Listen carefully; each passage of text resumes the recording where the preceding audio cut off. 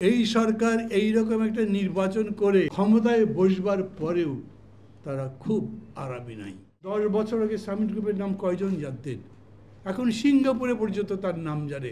সিঙ্গাপুরে সে বিশিষ্ট ব্যবসায়ী, লুটেরা তো, চোর এক একটা। তারপরেও আরামে নাই। আরামে নাই কেন? সবচাইতে বড় সংকট হচ্ছে অর্থনীতিতে। এখন রিজার্ভ কত? 13 বিলিয়নের নিচে। 13 বিলিয়নের নিচে যখন রিজার্ভ যায়, তার মানে কি এটা রেড লাইনেরও নিচে চলে গেছে। একটা খুবই ক্রিটিক্যাল টাইমে আমাদের এই সভাটা হচ্ছে। ক্রিটিক্যাল বলছি কেন? 7 জানুয়ারির পরে পরিস্থিতি নিয়ে সবার মধ্যেই বিভিন্ন রকম ভাবনা। আমরা বলেছি আমাদের আন্দোলন তো হারেনি। আমরা ভোট বর্জনের কথা বলেছিলাম, 95% মানুষ ভোটই দিতে যায়নি। রাজনৈতিকভাবে যদি দেখেন তাহলে আওয়ামী লীগের জন্য এটা একটা বিরাট পরাজয়। মানুষের সাথে কথা বলেন, মানুষ বলবে সেগুলো যাই বলেন, ওই তো আছে, এই সরকারই তো আছে, তাকে তো সরাতে পারেননি, সেই নির্বাচন তো আনতে পারেননি। এবং মানুষের মধ্যে আমি এরকম কথাও বলতে শুনি, এই 15 বছর ধরে পারেননি, আগামী 5 বছরেও পারবেন না, ও 5 বছরই থাকবে। কেউ কেউ এরকমও বলেন ও যতদিন জীবিত আছে ততদিন আর কিছু করতে পারবেন না। আপনারা কি মনে করেন? মানে আমি মনে করি এখানে যারা আছেন, কথা শুনছেন আমাদের, তারা সবাই কম বেশি রাজনীতিতে সচেতন, সক্রিয় আছেন অনেকে। একদম নিজের বিবেককে, মনকে, চেতনাকে প্রশ্ন করেন। আপনারা কি মনে করেন? ওবায়দুল কাদের বক্তৃতা করেছে না, ইলেকশনই করলে না, আবার তোমরা জিতলে কীরকম করে? কি মনে করেন জিতেছি আমরা? বর্তমান পরিস্থিতিটা কেমন?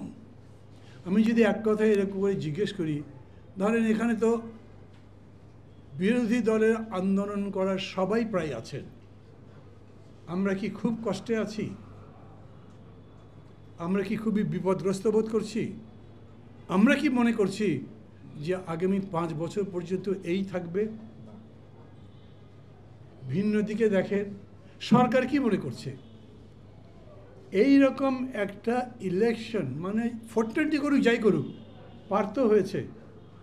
আমি তখন বলতাম সূর্য উঠবে, সূর্য ডুববে, 7 জানুয়ারি আসবে, দিনের আলো শেষ হবে, সন্ধ্যা হবে, তারপরে দেখবেন যে ফলাফল ঘোষণা হতে থাকবে।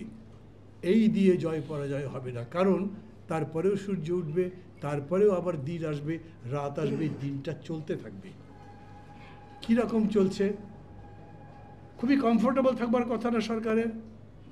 আরে পাত্তাই দিই না, কি বিরোধী দল তো নাই, আমরা যা ইচ্ছা তাই করেছি, একটা হাবভাব হবার কথা।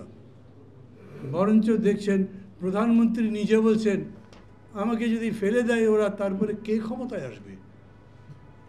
তার মানে ওনার ভাবনার মধ্যে একটা আছে, বা কিছু একটা তার মনের মধ্যে আছে, যে জন্যে উনি বলছেন যে উনি চলে যেতে পারেন। মানুষকে বোঝাচ্ছেন আমি যদি যাই তাহলে আসবে কে বলো? তার মানে ভালো কোনো লোক থাকলে ওনার যেতেই হবে, এরকম উনি মনে করছেন। কমফোর্টেবল নেই, খুব আরামে নাই। একটা নির্বাচন যা হয়েছে তো হয়েছেই, তারপরে উপজেলা নির্বাচন করেছে, সেটা একটা জ্বালার মতো। কি হয়েছে দেখেছেন তো, কতগুলো ভোট পড়েছে, ওইখানে 2 নম্বরই করেছে। বলেছে স্বাধীনতার পরে আজ পর্যন্ত যতগুলো স্থানীয় সরকার নির্বাচন হয়েছে তার মধ্যে সবচাইতে কম ভোট পড়েছে। একটা অদ্ভুত জিনিসকে দেখেন, মানুষ হয়তো বলছে যে তোমরা তো জিততে পারোনি, কারণ সরকারের তো পতন হয়নি। 95% মানুষ ভোট দেয়নি, কিন্তু মানুষ এই 95% একজনও মনে করছে না যে আওয়ামী লীগটাই ভালো, সেই থাক। তারা উল্টা আমাদেরকে জিজ্ঞেস করছে ভাই কি করবেন, কিছু একটা করেন। তার মানে মানুষ কিন্তু বদলায়নি। আর যদি দেশের অবস্থা দেখেন, তাহলে এই সরকারের জান শেষ প্রায়। ওই যে ভালো বাংলায় বলে না, প্রাণ ওষ্ঠাগত। জিনিসপত্রের দাম তো দেখছি আমরা। আমার নিজের গাড়ি ছিল না, একটা উবারে আসলাম। প্রায় উবার যারা চালায় তারা লেখাপড়া যারা ছেলে, অন্তত কথাবার্তা বলতে পারে, খোঁজ খবর রাখে। দুঃখের কথা বলল, একটা মধ্যবিত্ত পরিবার কীরকম করে শেষ পর্যন্ত উবারের ড্রাইভার হয়েছে সে কাহিনী বলল। আগে প্রতিদিনই ডিম খেতাম পুরো পরিবারে, তারা 7-8 জন সদস্য একটা পরিবারে। বলে এখন আমরা কেউ ডিম খাই না, শুধুমাত্র সন্তানদের দিই, আর আমরা হয়তো সপ্তাহে একদিন খাই। আমি মনে করি এই যে দ্রব্যমূল্য বৃদ্ধি, তার জন্য মানুষের দুর্ভোগ, এগুলো আমাদের বলবার দরকার নাই, কারণ এতে শেখ হাসিনা বা তার সরকারের কারো কিছুই আসে যায় না। এই সরকারের দ্রব্যমূল্য বৃদ্ধির কারণ কি? তাদের সিন্ডিকেট। এবং সিন্ডিকেট কারা? ওই যে এস আলম, $1 বিলিয়ন বেশি, 10 বিলিয়ন, কেউ বলে 10,000 কোটি টাকা সিঙ্গাপুরে নিয়ে গেছে চুরি করে, ধরা পড়েছে, মামলা হবার কথা, তদন্ত হবার কথা, কোর্ট, হাইকোর্ট বলেছে তদন্তের দরকার নেই। আমরা কোথায় আছি বোঝা যায় তো। আমি আপনাদের যদি সামিট গ্রুপের কথা বলি, ধরেন 10 বছর আগে সামিট গ্রুপের নাম কয়জন জানতেন? এখন সিঙ্গাপুরে পর্যন্ত তার নাম জানে। সিঙ্গাপুরে সে বিশিষ্ট ব্যবসায়ী, লুটেরা তো, চোর এক একটা। তারপরেও আরামে নাই। আরামে নাই কেন? সবচাইতে বড় সংকট হচ্ছে অর্থনীতিতে। ডোনাল্ড লু আসছেন গতকালকে, তাকে নিয়ে নাচানাচি করবার কথা বলছিলাম। উনি সিভিল সোসাইটির 5-6 জন লোকের সাথে কথা বলেছেন, তাদেরকে জিজ্ঞেস করেছেন এখানে মানবাধিকার কেমন, সামাজিক অধিকার কেমন, সংবাদপত্রের অধিকার কেমন। তারা তাদের কথা বলেছেন। কি বলেছেন জবাবে সেইটা পত্রিকায় লেখেনি, কিন্তু ডোনাল্ড লুকে যখন জিজ্ঞেস করেছে তখন উনি বলেছেন যেভাবেই হোক একটা নির্বাচন হয়েছে, আমরা তো মনে করেছিলাম তারপর পরিস্থিতির কোনো উন্নতি হবে।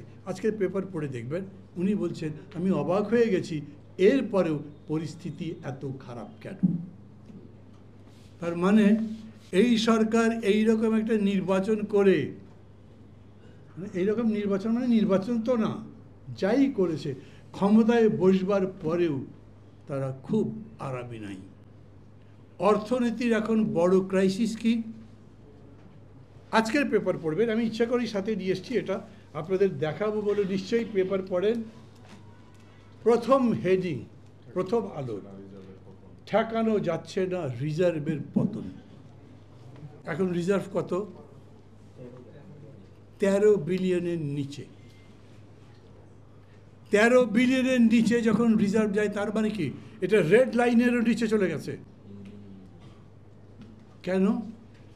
কারণ হচ্ছে আমরা বিভিন্ন জায়গায় দেশের মানুষকে তো ধাপ্পা দিয়েছি, বাইরের লোকজনকে অনেক ধাপ্পা দিয়েছি, কিন্তু আকু মানে এশিয়ান ক্লিয়ারিং ইউনিট বলেছে আমাদের তো লোন শোধ করতে হবে, লোন দিয়ে দাও। টাকা দিতে হয়েছে $163 কোটি, মানে 1.63 বিলিয়ন একসাথে নেমে গেছে। এটা উঠবে। আমাদের দেশের সরকার অর্থনীতিকে স্টেবল রাখবার জন্য, এরকম আছে না দিন আনি দিন খাই, ওটা তো কমফোর্টেবল নই, তো একটা কিছু সঞ্চয় তো লাগবে। যদি অসুখ বিসুখ হয় তাহলে তার জন্য তো সঞ্চয় লাগবে। বাংলাদেশ বলেন, যে কোনো দেশ বলেন, সেই দেশের অর্থনীতির পিলারটা যদি শক্ত করতে চান তাহলে তার রিজার্ভ শক্ত লাগবে। কারণ যাই আনেন তাই খান, এরকম যদি হয় তাহলে একটা জরুরি প্রয়োজনে কিছু ইম্পোর্ট করতে হবে, পারবেন না। আপনি একটা এলসি খুলতে চাইবেন, বিদেশ বলবে তোমার ব্যাংকে রিজার্ভই নাই, তোমাকে আমি এলসি দেবো কেন? আমরা যখন বলি দেশ দেউলিয়া হয়েছে, তার মানে কি? দেশের কাছে টাকারই বিদেশকে পেমেন্ট দেওয়ার জন্য জরুরি প্রয়োজনে।